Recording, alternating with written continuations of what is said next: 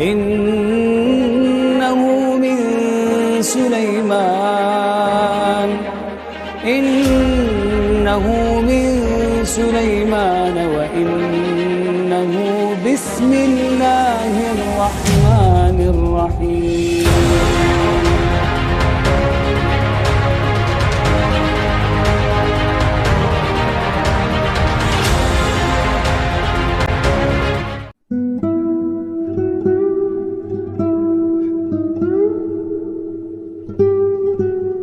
Alhamdulillah wassalatu wassalamu ala rasulillah wa ala alihi wa sahbihi wa mawalah wa la hawla wa la quwwata illa billahi wa ba'd. Alhamdulillah, segala puja dan puji hanya milik Allah Jalla fi'ula. Di malam hari ini kembali kita bisa duduk untuk bertalabul ilmi. Biasa kita mengkaji tafsir surah Al-Baqarah, tapi malam ini kita akan membahas tentang satu di antara penyempurna rukun Islam. Apa itu? Ibadah haji. Saya tidak hendak bicara soal fikih, karena fikih haji itu hampir sudah banyak memahami dan juga bisa diselesaikan dalam beberapa menit saja. Tapi kita akan membahas dari sisi sejarahnya. Sejarah disyariatkan haji itu seperti apa? Kenapa saya angkat permasalahan ini? Karena kita ini sedang berada di hari-hari yang merupakan hari terbaik di dunia. Berdasarkan hadis Nabi SAW yang disahihkan oleh Syekh Nasiruddin Al-Albani rahimahullah ta'ala, afdalul ayyam fid dunya ayyamu ashr. Seutama-utama hari di dunia itu adalah hari-hari yang ke-10. Maksudnya tanggal 1 sampai tanggal 10 bulan Dzulhijjah. Dan kita sudah masuki hari kedua. Allah Subhanahu wa taala mengatakan wa yakhluqu ma yasha'u wa yakhtar. Terkadang Allah Subhanahu wa taala menciptakan makhluk-makhluknya dan Allah pilih makhluk itu di antara makhluk ciptaannya. Ketika Allah Subhanahu wa taala menyebutkan dalam surah At-Taubah 36 bahwa dari 12 bulan itu ada 4 bulan yang disebut dengan Ashhurul Hurum, bulan-bulan mulia. Dan itu dimulai dari bulan kemarin Dzulqa'dah, kemudian Dzulhijjah, kemudian Muharram, dan yang satu terpisah bulan Rajab. Dari 4 bulan hurum ini, yang paling mulia adalah bulan Dzulhijjah.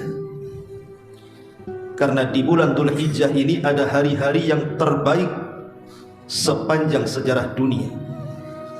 Jadi hari itu akan terus berlalu selama 1 tahun.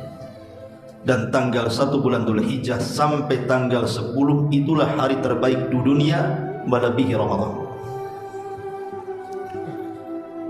Tetapi dari 10 hari dari tanggal 1 sampai tanggal 10 itu dikerucutkan lagi. Yang terbaik hanya 2 hari. Tanggal 9 yang disebut dengan hari Arafah dan tanggal 10 yang disebut dengan Yaumun Nahri, hari penyembelihan kurban. Dan dari 2 ini dikerucutkan lagi. Yang paling utama dari semua hari-hari dari awal sampai tanggal 10 adalah Yaumun Nahri, hari di mana kita berada di Idul Adha. Di situ ada penyembelihan kurban. Itulah hari-hari terbaik. Ketika kita bicara tentang hari Arafah, artinya tidak lepas daripada ibadah haji. Karena haji itu ditentukan dengan Arafah. Kalau orang haji tidak wukuf di Arafah, enggak sah hajinya. Makanya malam ini kita akan berkisah sejarah haji. Macam mana haji itu bisa disyariatkan. Ma'asyiral muslimin yang dimuliakan Allah Azza wa Jalla, sejarah haji tidak lepas daripada sejarah Khalilur Rahman, Nabi Allah Ibrahim alaihi salatu wassalam. Secara singkat, ketika Ibrahim alaihi salatu wassalam menikah dengan Hajar, budaknya Sarah, Maka Hajar pun hamil dari pernikahannya dengan Ibrahim. Lahirlah Ismail. Ketika lahir Ismail, tentu Ibrahim makin sayang dengan Hajar ibunya, sehingga menyulut kecemburuan Sarah dan bersumpah akan mematahkan kaki dan tangan Hajar karena cemburu. Saking cemburunya itu mau dipatahkan tuh kaki dan tangannya, tapi tidak terlaksana. Sehingga untuk mengantisipasi takut umpamanya kebablasan betul-betul kemudian dia menyakiti Hajar, tentu tidak baik. Makanya kemudian Sarah pun meminta kepada Hajar untuk diletakkan mintok, gitu dalam riwayat. Mintok itu artinya batu yang diikat oleh tali, kemudian talinya diikat di pakaian Hajar, sehingga kalau jalan batu itu akan keseret dan akan menandai di mana letak Hajar. Bahasa kerennya GPS. Tentu GPS. Kalau sekarang begitu ya. Makanya ini yang di atas akhwat ini nih pelajaran bagi yang di mana. Atau GPS dari sisi kedua. Jadi tahu udah di mana. Akhirnya kemudian karena situasinya orang berpoligami kan beda.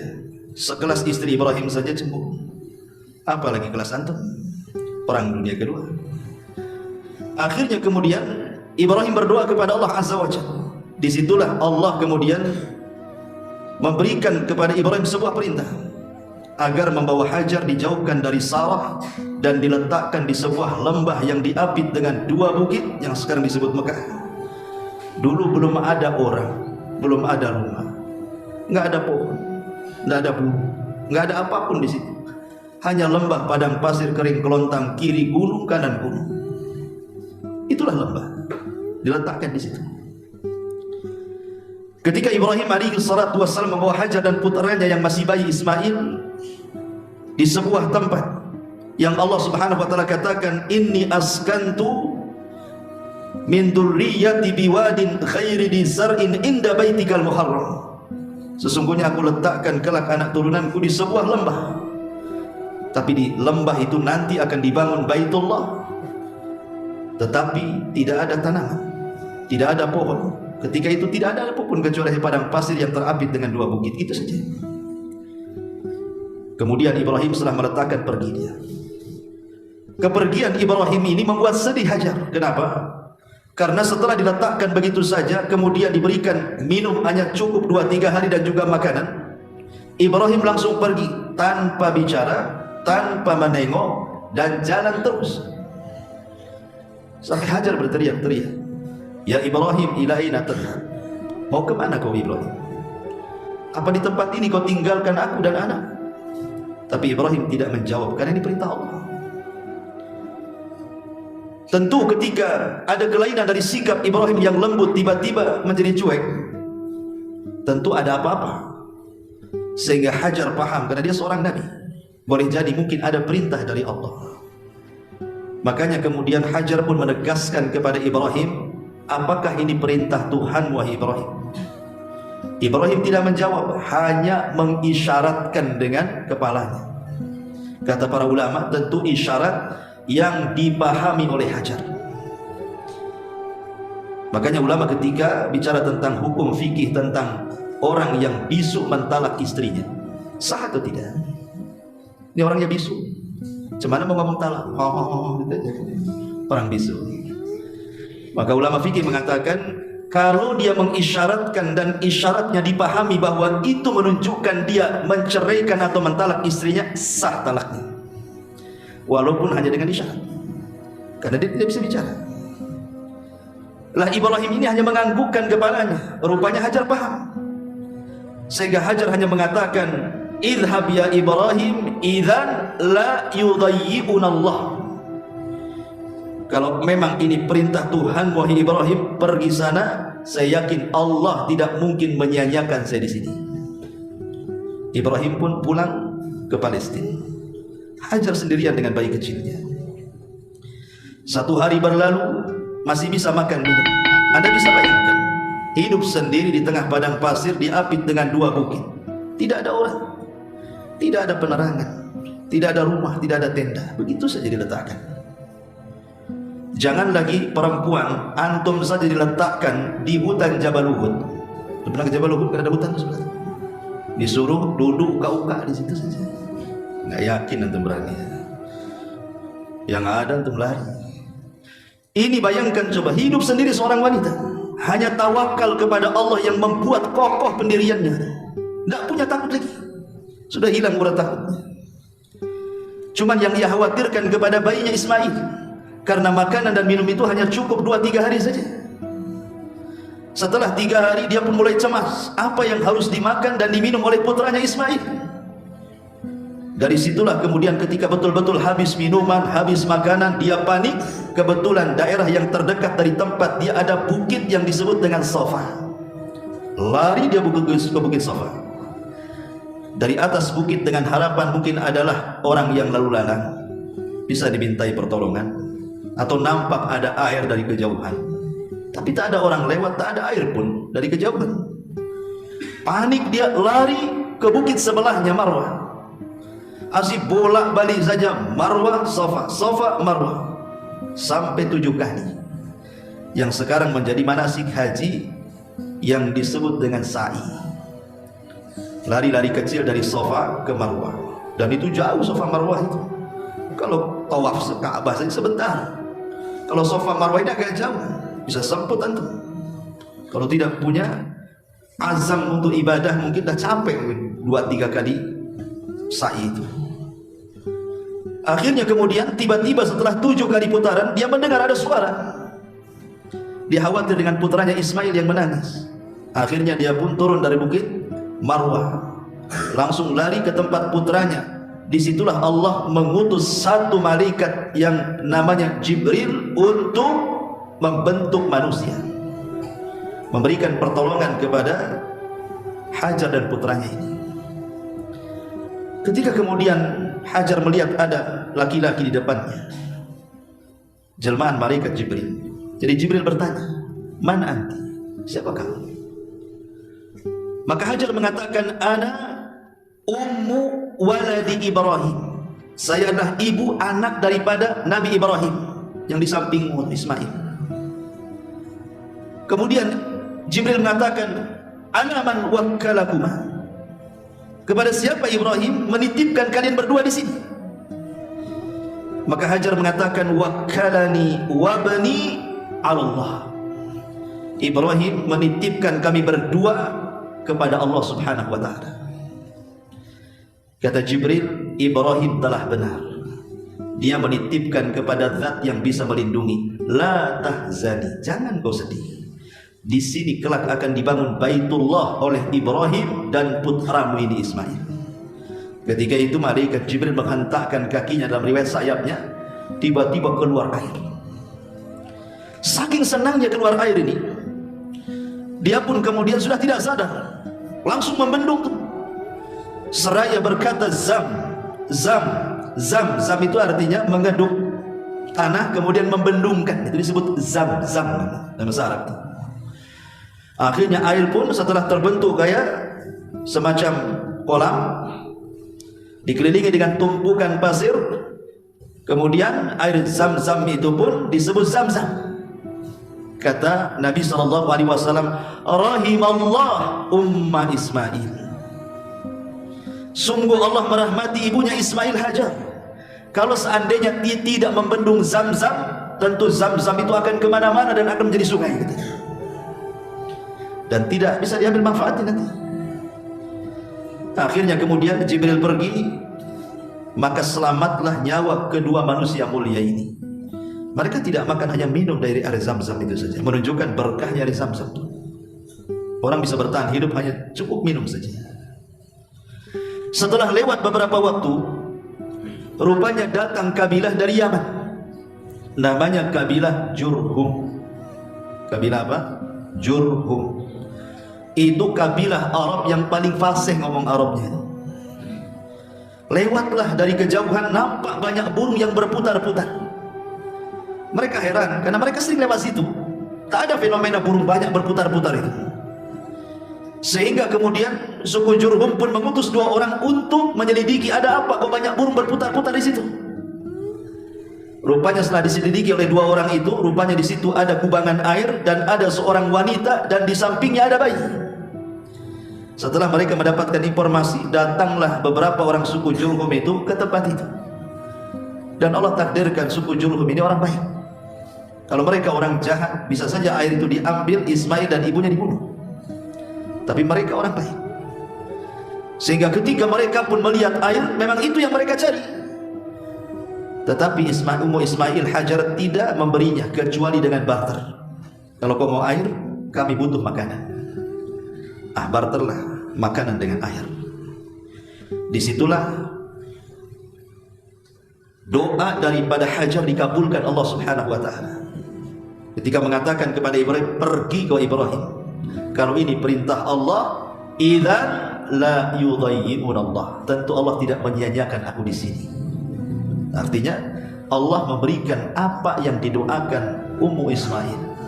Sekarang dia bisa minum, dia bisa makan, banyak orang lalu lalang di situ, sehingga tidak hidup sendirian lagi.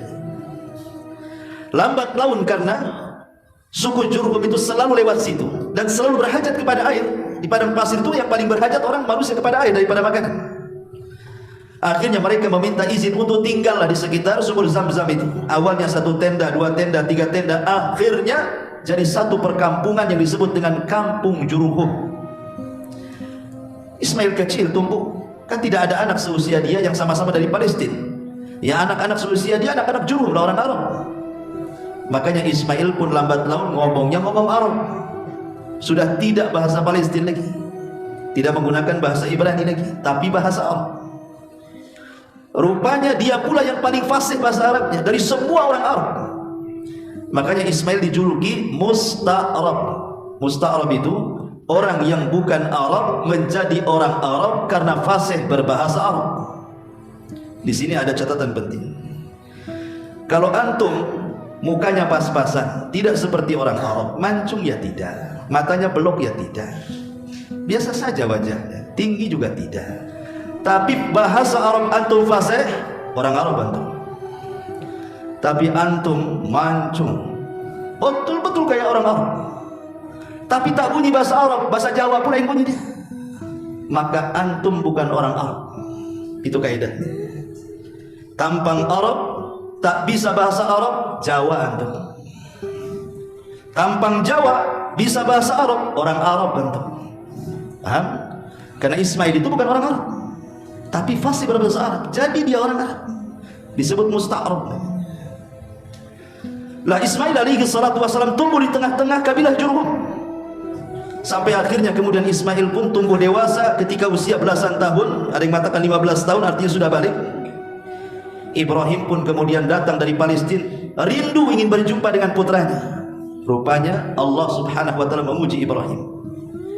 Malam hari sebelum berjumpa dengan Ismail, bermimpi pula dia menyembelih putranya Ismail. Seorang nabi bermimpi, wahyu, antum bermimpi, wangzid. Akhirnya kemudian diceritakan, ya bunayya, inni ara fil manami anni adzbahuka fanzur madza tara. Putraku, semalam ayahmu bermimpi menyembelih kamu, macam mana pendapatmu? Kalau antum di posisi Ismail, abi aja lah disembelih, kan dah tua, saya masih muda kan itu. Tapi karena Ismail adalah putra seorang nabi dan putra dari wanita yang kuat tawakalnya, dia hanya mengatakan, ya abatif alma tu'mar satajiduni insyaallahu minas sabirin. Wahai ayahku, kalau memang ini perintah Allah, lakukan saja, insyaallah kau akan dapati putramu ini termasuk hamba Allah yang sabar. Akhirnya betul-betul disembelih. Tapi di situ ada keajaiban, pisaunya tumpul, tidak bisa melukai Ismail. Sampai ada suara dari langit dan mengatakan, ayya Ibrahim qad saddaqtar ru'ya. Ibrahim, engkau sudah membenarkan mimpi. Wa fadainahu bidzibhin azim wa taraknahu lil akhirin. Allah turunkan kambing besar sebagai pengganti Ismail. Singkat cerita, setelah peristiwa itu Ibrahim pun pulang kembali ke Palestina. Kemudian Ismail tumbuh dewasa, kemudian pengen nikah. Akhirnya dapatlah wanita dari suku Jurhum. Setelah menikah, ibundanya Hajar pun meninggal dunia. Maka dia sudah tidak lagi sama ibunya. Ibunya meninggal karena dia sudah berkeluarga juga. Ibrahim alaihi salatu wassalam ada firasat dengan putranya bahwa dia sudah menikah. Akhirnya Ibrahim pun datang lagi dari Palestina yang ketiga kalinya. Kemudian melihat kondisi Ismail, rupanya Ismail sedang bekerja, tidak didapati kecuali hanya istrinya saja. Kemudian Ibrahim pun bertanya soal kehidupannya. Rupanya istrinya yang pertama ini tidak pernah bersyukur. Ketika ditanya kaifa halukuma, bagaimana kalian berdua hidup kalian di sini? Kata istrinya, nahnu fi ghammin wa hammin wa 'aishin wa dhiqin. Kami ini susah, stres, sempit, wah pokoknya ada susahnya, ngeluh saja. Ya. Nah, nanti kalau istri antum kayak gitu, ini istri Ismail pertama ini, tukang ngeluh. Ya. Akhirnya kemudian kata Ibrahim, ini nggak bisa ini. Kata Ibrahim, nanti kalau Ismail datang, kasih tahu wasiat saya, ghayyir atabatabik.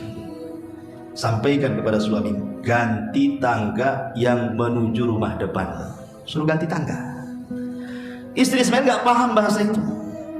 Ketika kemudian Ibrahim pergi, Ismail pula yang namanya anak ke bapak tentu ada firasat. Ada apa hari ini? Sehingga dia akhirnya memutuskan kemudian pulang dari pekerjaannya.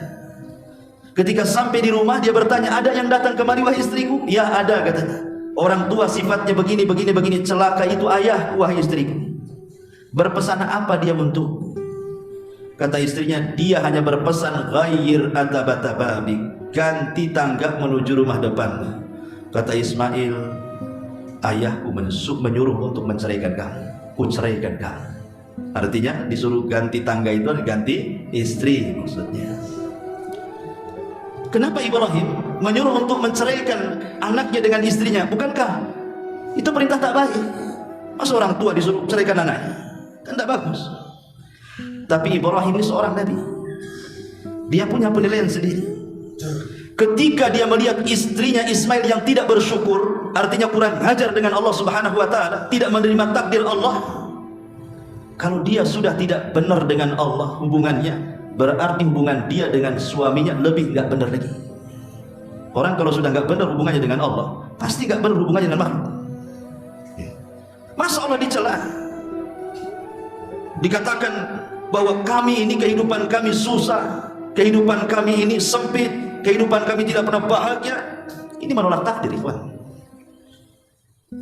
Karena kebahagiaan itu bukan dari segi materi, tidak. Kebahagiaan itu dari hati. Makanya Ibrahim menilai nggak beres ini istrinya Ismail ini. Masa dia sudah kurang ajar dengan Tuhannya, bagaimana dengan suaminya? Makanya Ibrahim memerintahkan Ismail untuk menceraikan istrinya. Akhlaknya nggak bagus. Dari sini ada faedah besar, ikhwan, khususnya para umat di atas nih. Khususnya para umat di atas, ya.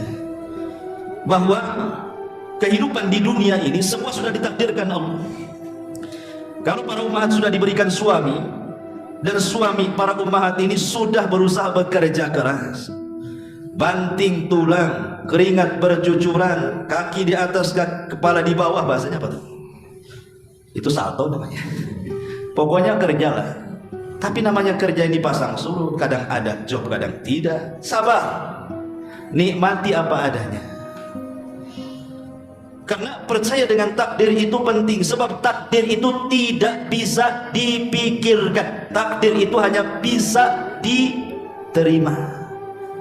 Takdir itu hanya pasrah. Itulah takdir. Apapun yang Allah kehendaki kepada kita terserah.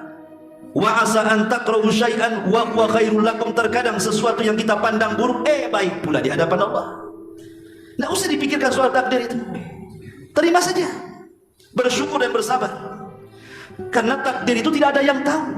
Kadang fenomenanya aneh-aneh takdir itu. Saya contohkan.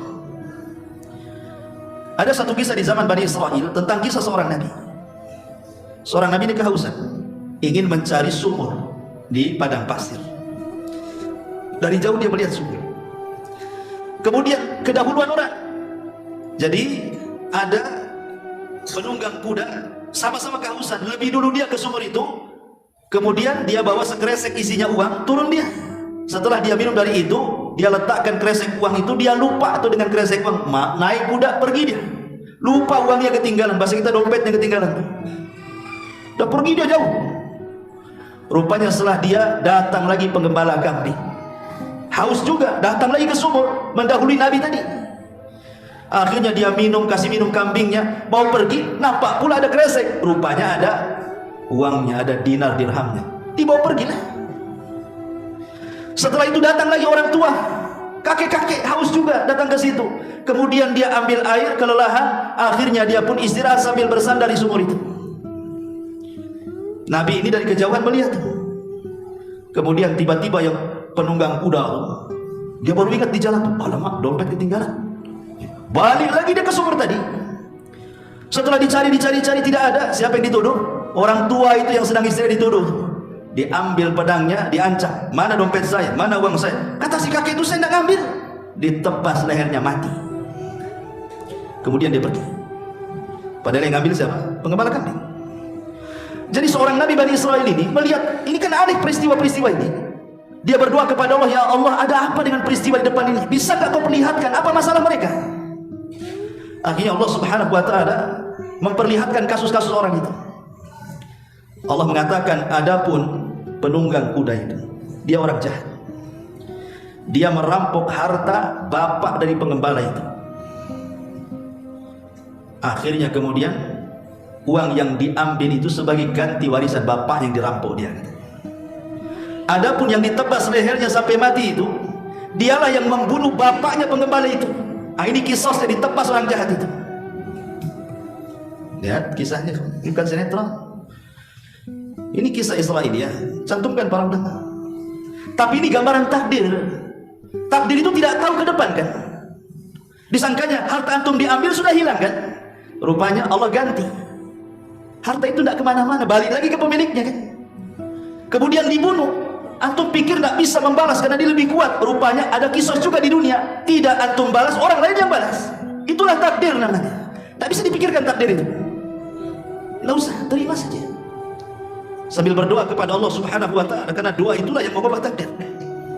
Makanya Ibrahim ketika melihat ini istri Ismail ini susah diberiman dengan takdir, dia ngomong, ceraikan istri, ceraikan.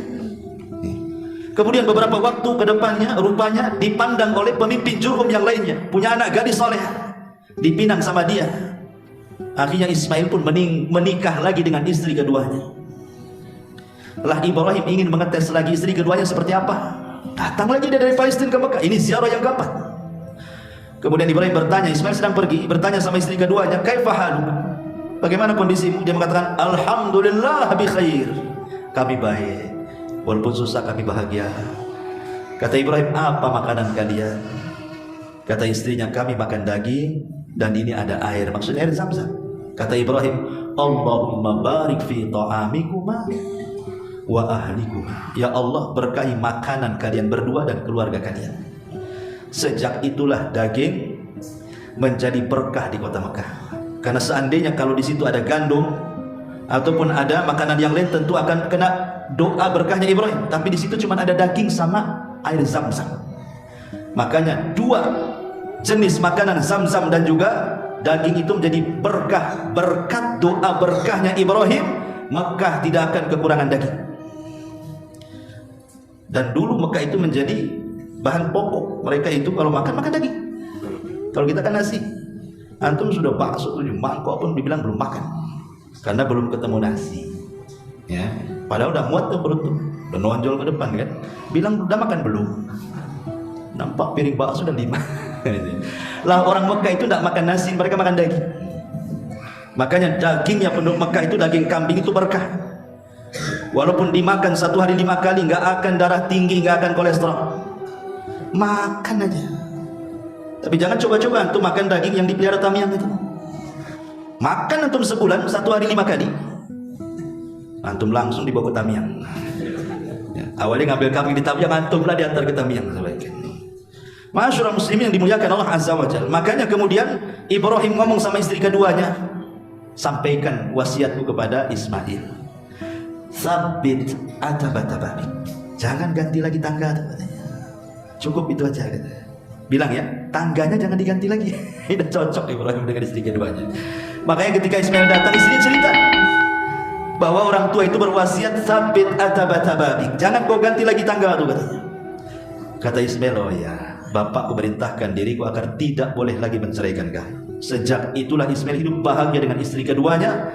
Akhirnya punya anak turun-temurun, sampailah di keturunannya kepada Rasul kita Muhammad sallallahu alaihi wasallam. Kemudian setelah itu Ibrahim balik lagi ke Mekah, ziarah yang kelimanya. Di situ Allah perintahkan Ibrahim untuk membangun Ka'bah. Dan Allah katakan, wa idh yarfa'u Ibrahimul qawaida wa Ismail. Dan ingatlah ketika Ibrahim membangun Ka'bah bersama putranya Ismail.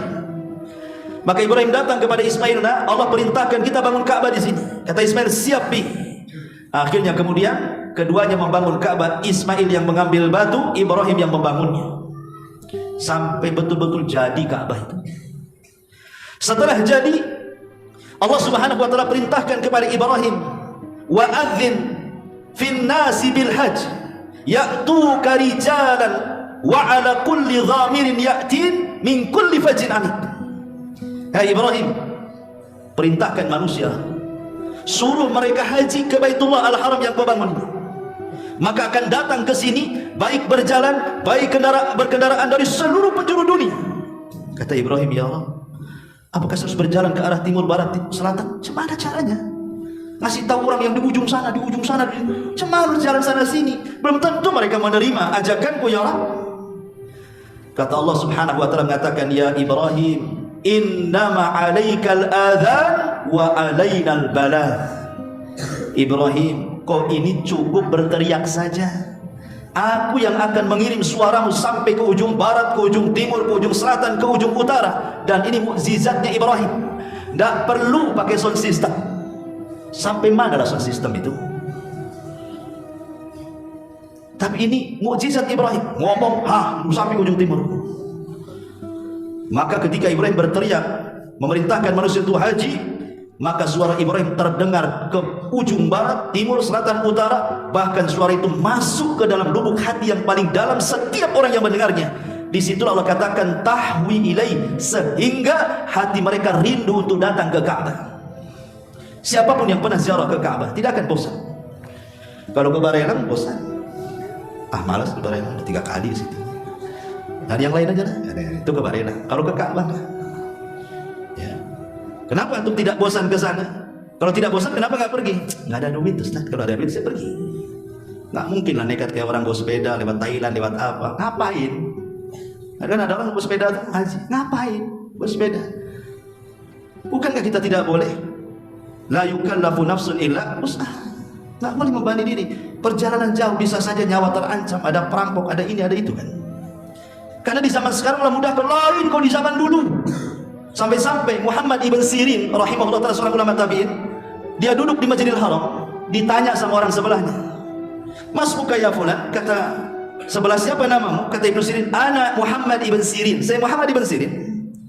Min aina ji'ta, dari mana kau datang? Saya datang dari Irak. Kemudian berapa hari kau dari Irak ke sini? Kata Ibnu Sirin, syahraini kamilaini, 2 bulan sempurna. Kata orang ini, anta jiranil haram, dekat kamu tetangganya Ka'bah kata. Padahal 2 bulan jalan kaki dibilang dekat. Kemudian Muhammad bin Sirin mengatakan, kamu dari mana? Saya dari Wara'an Nahar, dari daerah, dari ujung setelah Rusia sana. Saya ke sini jalan kaki khamsusana, 5 tahun baru sampai di sini. Makanya dia bilang 2 bulan tetangga Mekah lah. Aku 5 tahun jalan kaki dari Wara'an Nahar, dari setelahnya Rusia lagi sana, sampai di Mekah 5 tahun jalan kaki. Ya tentu 5 tahun itu. Kalau sekarang udah keliling dunia 2 kali lah. Mungkin zaman dulu kan haji itu sulit. Kadang sulit nafkah sehingga mereka harus jalan kaki, nanti habis modal. Karena kalau bawa uang di mana-mana belum ada bank, belum ATM, bisa dirampok orang. Nggak mungkin bawa uang pakai karung kayak orang maling kan. Enggak, dirampok orang. Sekarang pakai ATM aja. Sehingga kan mereka nggak berani bawa harta banyak-banyak zaman dulu itu. Sehingga mereka hanya cukupnya kemudian berangkat dari rumahnya ke negeri ini, habis bekalnya kerja, dapat lagi modal, berangkat lagi, kerja lagi, sampai ke Mekah. Ya wajar 5 tahun. Makanya kualitas haji dulu beda dengan kualitas haji sekarang. Kualitas haji dulu itu luar biasa. Lewat aja Pak Haji depan kita, lemas kita dibuatnya. Pak Haji lewat, Pak haji lewat katanya. Sekarang Pak Haji, aku pun haji. Dia 1 kali 3 kali, aku ini. Kan gitu ya. Orang sekarang kan gitu. Dulu kualitas haji luar biasa. Begitulah sejarah haji. Masalahnya, ada orang-orang yang sangat membenci Islam. Mereka berusaha menjelek-jelekan Islam dari sudut pandang jemaah haji, dari sudut pandang orang yang haji. Dengan cara apa menjelek-jelekan? Lihat umat Islam dari mana-mana negeri datang ke Ka'bah, mereka belum bisa meninggalkan tradisi jahiliyah katanya. Kurang ajar tidak? Kurang ajar.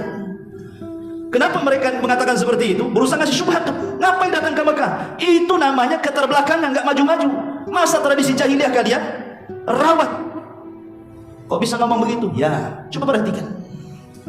Orang yang ke Mekah sana, mereka tawaf, apa yang ditawafi? Batu. Kemudian mereka setelah tawaf mencium batu. Kemudian mereka sa'i, sofa batu, marwah batu, batu ke batu. Kemudian mereka lempar jumroh, yang dilempar batu, alat lemparnya juga batu. Kemudian mereka wukuf di Arafah, itu gunung batu. Kok balik ke batu nih kalian nih? Kan itu. Paham tuh syubhatnya kan? Ini syubhatnya kayak gini. Kalian mau balik lagi ke zaman batu nyembah batu? Karena semua serba batu di sana kan? Tawaf yang dikelilingi Hajar Aswad batu. Kemudian cium Hajar Aswad cium batu. Kemudian sa'i dari sofa gunung batu. Kemudian sa'i ke Marwah, Marwah juga gunung batu. Kemudian lempar jumroh, yang dilempar batu, yang alat lemparnya pakai batu juga. Kemudian wukuf di Arafah itu gunung batu. Memanglah kalian ini balik ke batu katanya. Gitu ya. Ini udah zaman kayak gini kok balik lagi nyembah batu. Itu syubhat deh. Gimana nih bantahan sama batu ini? Begini ikhwatu fiddin ya kan Allah Azza wa Jalla. Jangan sampai di sini dijawab nanti keburu isya nih. Nanti syubhatnya tak tahu ya juga ya. Balik lagi zaman batu. Ma'asyiral muslimin yang dimuliakan Allah Azza wa Jalla. Kita bantah. Kita haji itu bukan nyembah batu. Dan bukan atas perintah batu. Dan kita bukan orang batu. Haji itu perintah Allah, wa adzin fin nas. Dan perintahkan wahai Ibrahim kepada manusia bil haj. Jadi perintah haji itu sudah ada sejak zaman Ibrahim, bukan zaman jahiliyah. Sudah ada sejak zaman Ibrahim. Allah yang perintahkan Ibrahim. Kemudian yang kedua, ketika kita tawaf ataupun mencium Hajar Aswad, itu karena kita melihat apa yang dilakukan Nabi. Bukan soal batu itu Tuhan kemudian kita cium sebagai menyembah dia. Lihat Umar bin Khattab radhiyallahu mengatakan apa? Hei batu, inni la a'lamu annaka la tadhur wa la tanfa falaula anni ra'aitu an-nabiy sallallahu alaihi wasallam qabbalaka ma qabbaltuka. Batu, beri sogok batu saja, tidak mendatangkan manfaat juga tidak mendatangkan madarat. Kalau Rasul tidak pernah mencium kamu, buat apa aku cium kamu? Dari mana segi ibadah? Ya, jelas sudah isya kan, jadinya nggak dibantah. Si kita dibantah. Apa nanti kita lanjutkan di lain kesempatan. Subhanallah bihamdika, asyhadu an la ilaha illa anta, astaghfiruka wa atubu ilaik. Allahu ta'ala. Assalamualaikum warahmatullahi wabarakatuh.